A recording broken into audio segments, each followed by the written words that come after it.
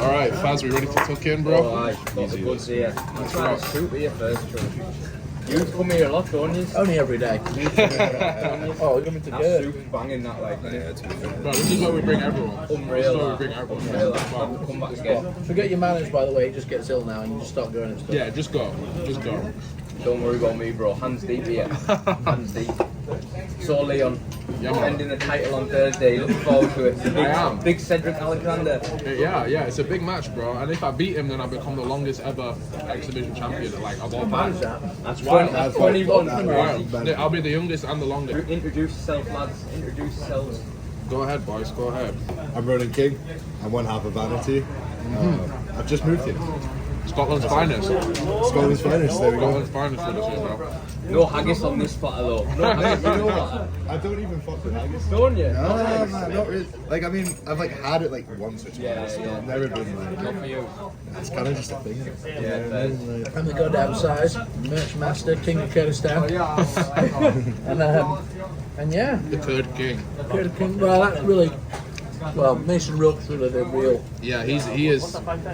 He's pretty. I was. Bro, you might be the king. He's the emperor. Yeah, He's the I was Kurd from emperor. Kurdistan, and then we came here, and he gets a whole extra one of these for free, and then he was getting bread, and like finger technicking bread into the garlic and then into his food, and I was like, I've never seen out like and I was it. like, that was the most legendary thing I've ever seen.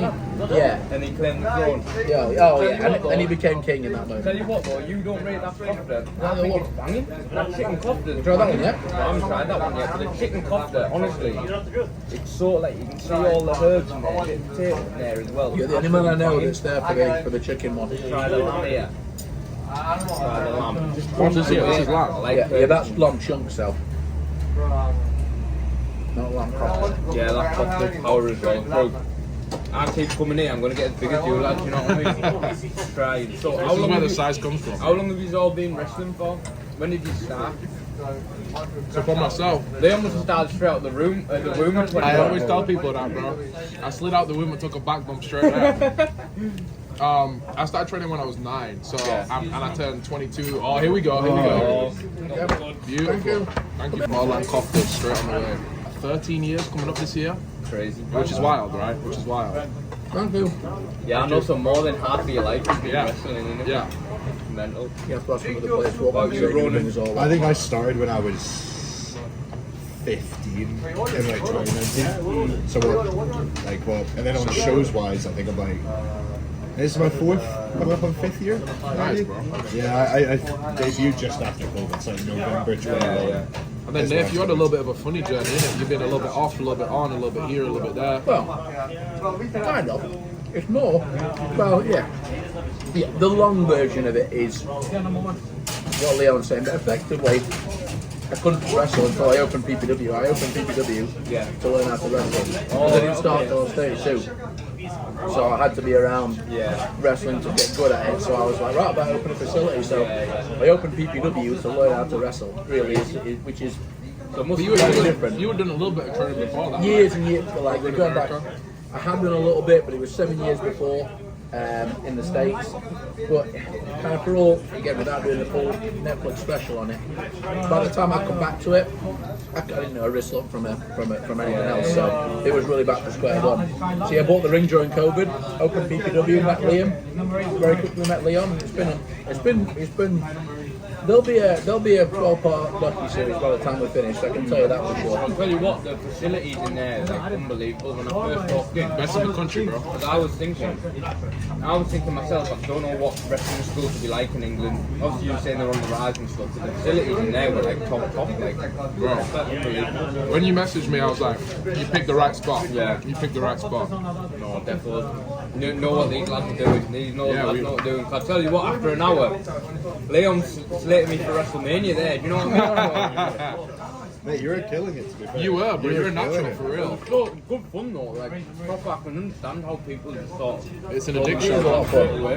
It's I'll an tell you addiction. what though, I was gonna say, yeah. for all you who think that ring's soft or them ropes don't hurt, mate, get yourselves in there and try that out. Cause I feel my back still. I feel my back from them ropes, It'll be even worse in the morning, bro. I promise you. It's the ropes that gets everybody. Yeah. And what's weird is you never really feel it ever again. But that first week, your body really don't like it. I remember coming back after COVID, we had like 8 months off and hitting the ropes for the first time. And like, my back was not ready. It cut open immediately. Totally. That's a meteoric rise, to say the least, really. What have you sort of put that down to, do you think? I think in large part, I've been very blessed with the people that I've been around. You know what I mean? Like, even Me from, too, man. Not that I've had the success, but I've had the right people around me, that's for sure. even from 9 years old, you know what I mean? Like, I've been super blessed that my mum and my family were super supportive of it. She was never like, oh, maybe not this year, blah, blah, blah. She has been all the way in. When people ever ask me about you, I always tell people, like, some credit has to go to your mom. A lot of it has to go to my mum. Like, it's crazy, man. You meet her, you just, like, you just know immediately. Like, when I was in the first year, Leon can drive, or maybe the first two. Yeah. He was 15. She used to see her quite a lot. Yeah. And then, you know, so much of that. So, and also, and like, what the fact that she was there that night, you know, that's the cool stuff. Yeah, when I won the belt. That's the that stuff that matters, isn't it? You know what I mean? That's the stuff. That's the forever Sort of stuff. like pays it back to her, isn't it? 100%, yeah, and I'm not done paying it back, you know what And I mean? her posts on Facebook, so they're great. Like, one of my favourite things ever, I remember texting you, was we put up a post, and there's a picture she took. Yeah. And I was like, do you mind if I use this? And I don't know, we just have a collab post, it's just PPW and Leon's mum. And my mum. And I think it's really cool. But yeah, like, even from friends and family to finding a place like this and being around Nathan and Liam and the crew here.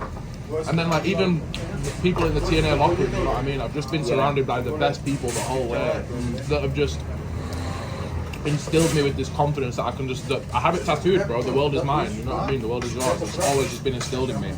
So yeah, if there was one thing I have to put it down to, it's the people, you know what I mean? You say, obviously, being in the locker room in TNA, and things, who sort of things that people maybe that you took something from and you've really sort of implemented that? Like, what's the best piece of advice you think given?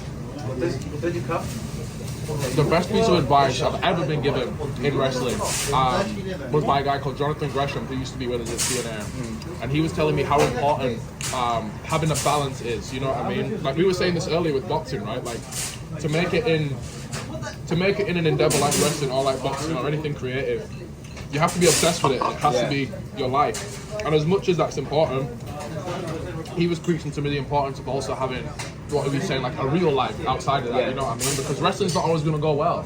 I remember we did an Italy trip, maybe 2024 this was. I was already signed to TNA. I was still doing okay on the indies, but I wasn't where I wanted to be, you know what I mean? And I remember we sat at a cafe, what was Bologna? We're in Bologna eating at a cafe, and he's like, oh, how are things, man? I'm like, if I'm honest, like, not great, you know what I mean? But again, it goes back to my first point of, like, how lucky I've been to have a supportive girlfriend, a supportive mum, a supportive sister, you know what I mean? So when wrestling's not going so well, my life isn't down the drain, you know what I'm saying? Network around you, exactly. Remind you, Exactly, bro. Exactly. So One thing that I try to be grateful for every day is, like, the crew we have at PPW, and because we're open all the time, that we can. It is like a lot of schools are you turn up 5 minutes before training, and you've got to be out the door 1 minute after training ends. There's no like camaraderie, and we have barbecues and parties and Christmas parties and birthday parties. And it's like a safe space for people. Like, it is. we don't really, dude. I tell people that we don't sell wrestling. We sell community. You just stay for the wrestling. yeah, 100%. 100%. That's what gets people through the door, and then they stay for all the rest of it. You know what I mean? And so you show me a few clips of your shows as well, and they look ace. Sort of how many more shows have you got coming up? We got a good couple, right? I mean, you probably know better than I do, Nate, but May 22nd, Gene's next one. yeah. We kind of do like 4 a year. All right. I want people to miss it. I reckon we could run every week. I really do. Well, You don't want that novelty to wear off. No, Exactly that, bro. Exactly and I do want people to. I do think there's a hype It's an about what event, we do. isn't it? Then when Yeah. Makes it special, you know? Yeah. One thing, selfishly, I want to ask you. I know when you wrestled at Saturday night's main event Yeah. with Ravon against Dragon Lee and the GOAT AJ Styles. What was that experience like? That must have been ridiculous. It was a fever dream, bro. That's like the only way I can describe it. Yeah. Like, it's what you would imagine wrestling would be like when you're a kid. Like you walk out and there's just endless people, but like you can't see the end of it. And I'm in the ring, and then AJ Styles music hits, and like he's a guy I've grown up watching. We do the match, it's a blast. Everybody smash it out the park. I walk back through. John Cena stood there, Triple H stood there, Undertaker's there, Kurt Angle sat in the front row. You know what I mean? Yeah, you said it was just missing Stone Cold, and it would have been. Yeah. It would have been like all the Infinity Stones of wrestling. It would have been there. You know what I mean? But it's that is what you dream about when you're a kid. You know what I mean? Like, it was genuinely one of the best days of my life. Forget my career. You know what I mean? It was an unbelievable day. What was it like, sort of wrestling styles? Because if people say he's the GOAT, and In my opinion, argue with that. He is. How was it like? How was sort of, how smooth is he? How well does he operate in the ring? How Everything that you would think, everything that you would expect AJ Styles to be. I walked in and it was 10 times better. You know what I mean? He's such a professional in the way that he operates, even before the match. You know what I mean? See, I'm just getting to see how he operates in a day, see how he warms up, see the time he takes with everyone, including the crew. You know what I mean? See how kind he is to people, and then obviously getting in the ring and getting to learn from him in the ring was incredible as well. But yeah, he really is like the best of this generation, you know what I mean? And a guy I've grown up watching. And especially being a TNA guy as well. Like, I didn't work for WWE. So getting to be like the TNA guy of the 2020s, wrestling the original TNA guy of the 2000s was, it's the stuff dreams are made of, you know what I mean? and going the other way, who's someone that you've had a match with or you've wrestled that you've probably gone in thinking, oh, maybe this might not be the greatest, and then they've come out and they've really surprised you and thought, wow, you're a real good worker, like this is really good. You have good chemistry with. You know, that's a great question. And you know what? It's not something. It's not even that I thought it wouldn't be good or that I didn't respect him or rate him beforehand. But the matches that we had were so much more than I thought they would be. And that's Fandango. Oh, Yeah, no way. that's Fandango. I remember the first time I wrestled Fandango and we locked up and we were wrestling around. I was like, oh my god, like he is incredible. But with a lot of those like WWE guys or the former WWE guys, yeah, man, it's like him, Brian Myers, or like formerly Kurt Hawkins, Eddie Edwards, like all of these guys that have done the WWE house shows and had thousands and thousands of matches. You know what I mean? Like those guys have had more matches than I've had hot meals, like for real. So just getting to wrestle people like that have had so much experience is like a whole different level, you know what I mean? And I feel like it's only something you can really appreciate when you're in the ring with them, you know what I mean? Definitely. Because sometimes they're so good at their job, especially when they're a heel, right? Like you don't notice how good they are. And then you get in the ring and everything is just a dream. Like Nick Nemeth is another one of those guys, but you would expect with Nick Nemeth. Yeah, he looks like top. He's the show really, stealer, you know what I mean? But a lot of those guys that kind of came up in that era, like, are just as good as Nick. You know what I mean? Like, it really that's is great. crazy because he's held in such high regard. But just to get to that level, you have to be. Yeah. You can't just be style over substance, can you? Have to No, have something about you to get that level. Yeah, that's good knowing that Fandango. You wouldn't. He's a legend. Fandango's a legend, man. I'll forever put up with Fandango. And then who's someone that you think goes under the radar that really should be there, or someone you think maybe in a couple of years' time will be at the top? That's a tough one, man. That's a tough one. I mean, like, I feel like there's so many people I could put in that category, you know what I mean? Yeah. Even just the people we have down at PPW alone, I could name you 5 or 6, you know what I mean? If I was to pick one, man, that's tough. I mean, I think it's a pretty obvious choice, but Ricky Sosa probably is. He's on the rise right now. You know what I mean? So obviously, if he can stay on the trajectory he's on now, he's gonna be at the top in a matter of time. You know what I mean? And it's cool because he's from Europe too. It's cool to see another European out there doing his thing.